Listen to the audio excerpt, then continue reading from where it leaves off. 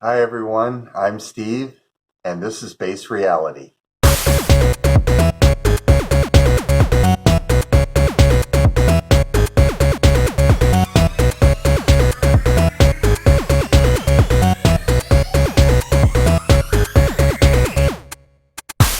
And today's episode is What is the Christ Vision?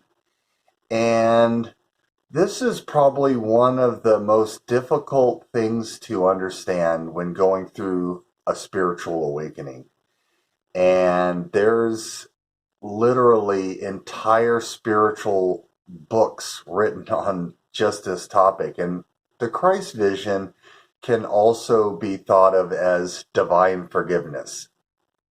And divine forgiveness means seeing past all illusions of the world. So you can kind of think of physical reality as a masquerade ball, like a Halloween party, where everyone has put on a costume.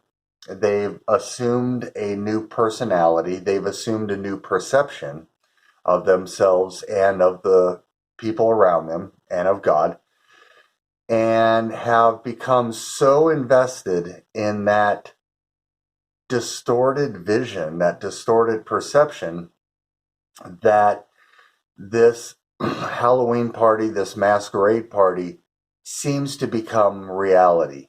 And because we are creators, because we are imbued with this creative energy, because we always have this divine flow coming through us, this divine energy, this divine consciousness is constantly flowing through us.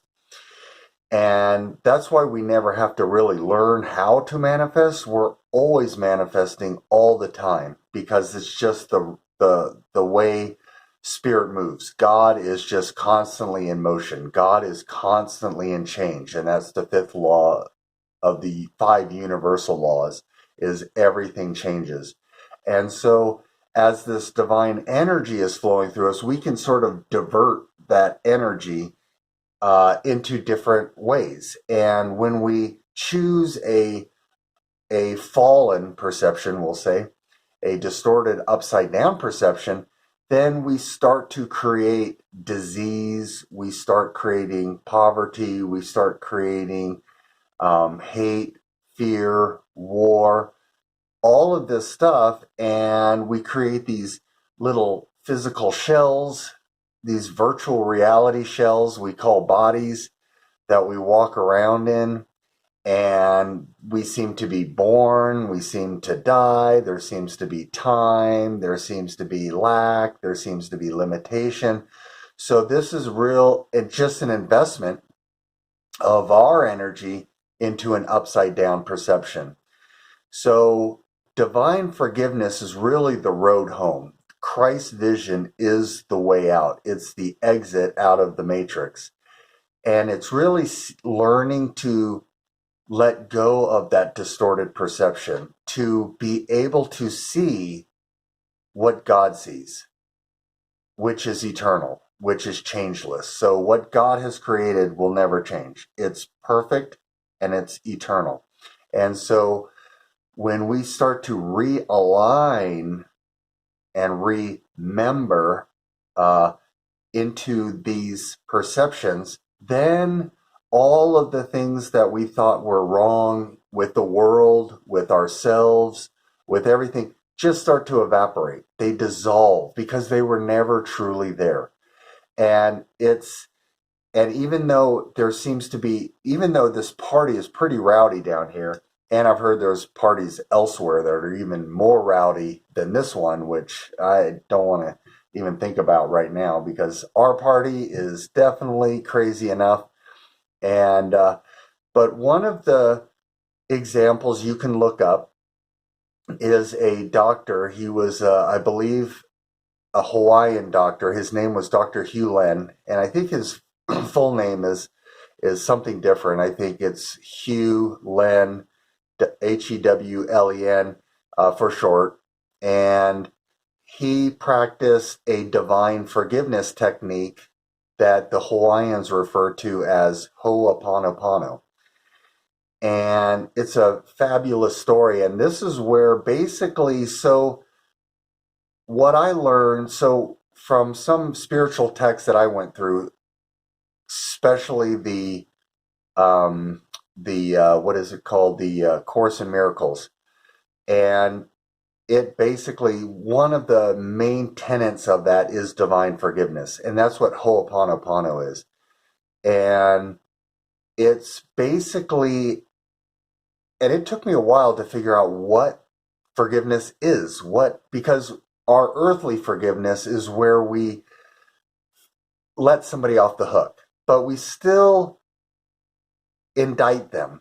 We still hold them to some account for what they did, but we just say, okay, you're my friend, or you're this or that, and so I'll let it slide. But really, you're still holding on to what that person did. Divine forgiveness is extreme, and it's very tough. It's really letting go that they did anything at all. And this is very tough for some people, because we think, well, if we let something go completely, then they won't have learned their lesson, we won't have fixed the problem, all of this other stuff. And that's very valid arguments. However, when we start to realize that what we thought was the problem, what we thought was these issues, what we thought were these trespasses, they're not really trespasses, because we're divine beings, we're eternal, we're powerful, we're all powerful. So when we think somebody hurt us, that's us giving our power away. That's us moving from a Superman perception to a Clark Kent perception. So we're the ones that move from this almighty perception into this lower perception, and then we think we're vulnerable. We think we're open to attack. And then we start to create this idea that we are not enough, that we're not respectable, that we're not worthy. So we attract these other energies that come in and reflect that unworthiness to us, that that disrespect to us. And then we point the finger and we say, that person disrespected me. That person did this person did that to me. But the only reason that happened is because the first step, you went into a different perception where you put yourself into a non-Superman position. Then you thought you created energy behind the belief that you're not worthy, that you're not respectable. And then you created in the mirror a version of that being to come into your reality to reflect back to you your disrespect. I know it sounds very weird and wacky, but that's exactly what's going on. This is the upside down perception of the ego. This is the fall of consciousness. This is the distortion, the seta, the mortal mind, the monkey mind. And this is how it works. And so when you're forgiving someone, you're really forgiving yourself, ultimately, because you're the only one down here. In true non-dualistic teachings, you're the only one down here. So when you're forgiving yourself for putting yourself into this position, to put yourself into the lower, and then take God's energy and to filter it through this polluted lens, this distorted lens, to then create this world around you that's on fire. And really the fire is in here, and it's just now being reflected. So then you curse the flames, you curse God, you curse yourself, you curse other people. And so really the divine forgiveness is starting to realize that we're actually standing in heaven right now, and that those little flames are just little $5 props that we taped into heaven's garden to try to make it. So we went down to the Party City store and bought all these props and try to hang them on God's stuff and to try to make it look like hell. And so you're still Christ right now. You're still in heaven right now. All your brothers and sisters are still Christ right now. So that's the end of the game. The tough part about that is that the ego, we've become so connected with the ego. So you can think of the ego as a construct and your Christ as a construct. So, and you're this energetic decision maker. It's a very abstract thing to think about because we think of ourselves as physical bodies. But when you were created as this free will coordinate in God's mind that's an eternal consciousness inside God's mind.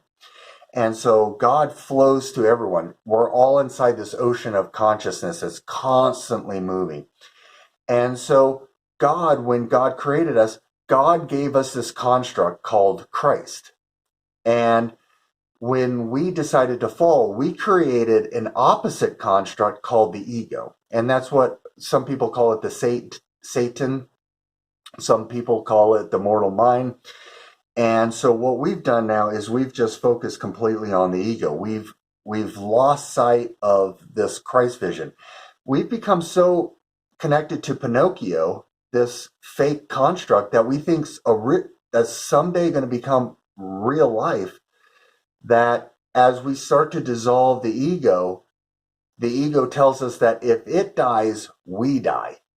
And so this is why whenever you're talking spirituality to somebody, whenever you're going through these steps, you'll find people just kind of, I've noticed this too, when I've started to talk to people on some of these deeper levels, you can see people kind of shrinking away from you.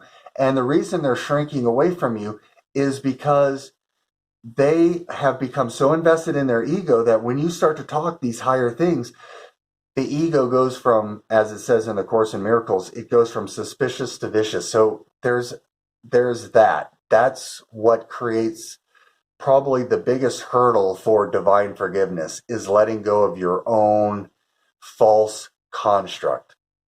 And so the two-step for forgiveness that I've learned from A Course in Miracles and from other sources and from Ho'oponopono is step one. When you're seeing a problem in your life, say you've got a physical ailment, say your knee hurts, you can actually look at your knee, and this takes time, or you can look at something in the world, and you can say, the first step is to understand that I created this. Ownership. Step one is ownership. I created this. I created this with the ego. And this is why there's distortion. This is why there's pain. This is why there's suffering. I'm the one that created this. And again, this is in your local reality. This isn't something across the planet or on another planet or anything like that. This is in your own local reality. And so if you're feeling pain or if you're feeling discomfort or your funds or whatever, you've created that because you've created your body and you've created the world around you. So everything's coming from your Superman mind, your higher mind. That's how powerful you are. And it's coming from your higher self, not from your physical brain. You're not creating all this from your physical brain. Your physical brain doesn't conceive. It just receives. Your higher mind conceives. Your lower mind or your mortal mind, your brain, is incapable of a single thought. And I know that's, people are going to argue with that till the end of time. But your physical mind cannot conceive of a single thought. Your higher self is the only thing that can conceive of ideas, and then it comes through your filter into your world. So this higher self, as it's going through this filter, is what's distorting everything. It's distorting in your body. It's creating things. And people say, well, my genetics, my this, my family line. If you look at epigenetics, take a look at it online, and it'll show you ways that you can actually start reversing any genetic malformations in your body. Your mind is capable of everything. It's all powerful. Because if your mind is creating everything, it can create anew. So there's nothing outside of you. That's why in true non-dualistic teachings, you're the only one down here. It's so important for you to realize that, to get away from people, to get away from blame and all this stuff, and start to go within. And when you start owning it, don't start blaming yourself, because then that's another layer on yourself. So just own that you have that I have identified. So step one, ownership. I have identified with the ego mind, and I have created this distortion in myself. That's step one. Step two is connecting with your higher self and saying, and by the way, this little finger thing comes off today, so Very excited about that as I'm talking about healing. And so you're creating, so the step two is connecting with your higher self and asking to be shown the truth of this situation in your mind, in your body, in your world, not to try to come up with, oh, my knee is healed, my knee is healed, my knee is healed, to literally just say, show me the truth of my knee. And then to open a space where the higher self can bring down a package. And this package will actually show you where your original thought came from that created that pain in the knee. And it will allow you to surrender that mal-belief that's in your mind and surrender it to the higher self. And the higher self will now take that, untangle that mal-belief, and put it together as a clean belief. I've done this with my knee, with my Achilles tendon, and with my hip. I used to be a marathon runner, and I had some horrible pain after I stopped running. And it was weekly.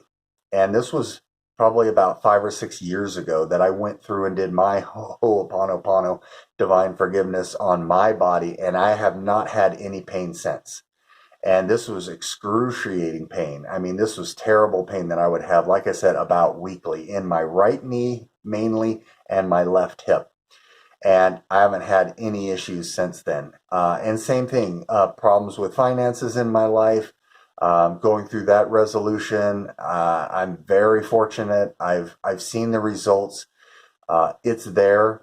But if you want to look at the story of Dr. Hugh Lin and Ho'oponopono, and what it means to have Christ vision, to start seeing the divine in you, to start seeing the divine in your brothers and sisters, and to realize that we are in heaven right now, that we never left. We're, like I said, we hung up all these little props everywhere. We put this little sheet over ourselves, this little ghost sheet, and painted, cut little eyes out, and we're walking around heaven.